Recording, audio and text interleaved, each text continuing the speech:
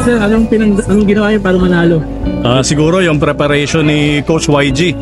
Saka yung kasi mostly twice a week lang kami nagte-training, but dito nung pumasok na ng semis saka ng finals nag-thrice a week kami. Minsan meron pang practice ng weekend for mga shooting drills and then sa free throws para doon sa mga bata. Siguro yung magandang preparation kaya nag-champion yung mga bata. Yes, sir.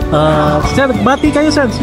Yun nga pala, nagpapasalamat ako sa mga parents ng players ko, parents, mga kapatid, yung family, and then Coach Arnel, AT Digital, PC Jersey, Sir Benjamin, maraming salamat.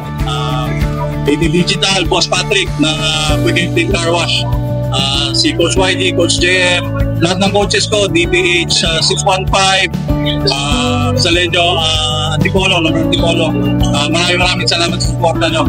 Kay Coach Marlo, palagi na dyan, support. Congrats ulit! Si John Russell Montoy, anong ginawa niyo para manalo ng champion? Ginawa lang po namin yung inutos ni Coach, yung depensa po, lalo po doon. Mahalaga po kasi yun.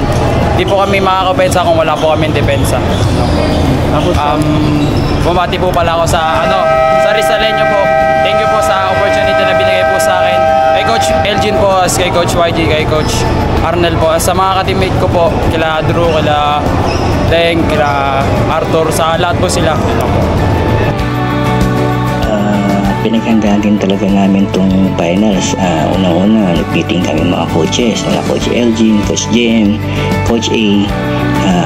Gumawa kami ng game plan, and ayun, training namin yung mga players, kinondisyon namin yung mga katawan, kasi nga, yung mga kalaban, mabibilis din, magagaling, mas may height, more on system din talaga, ibang level. So, ayun, tingin ko naman para sa team namin, yung depensa talaga nagpanalo eh.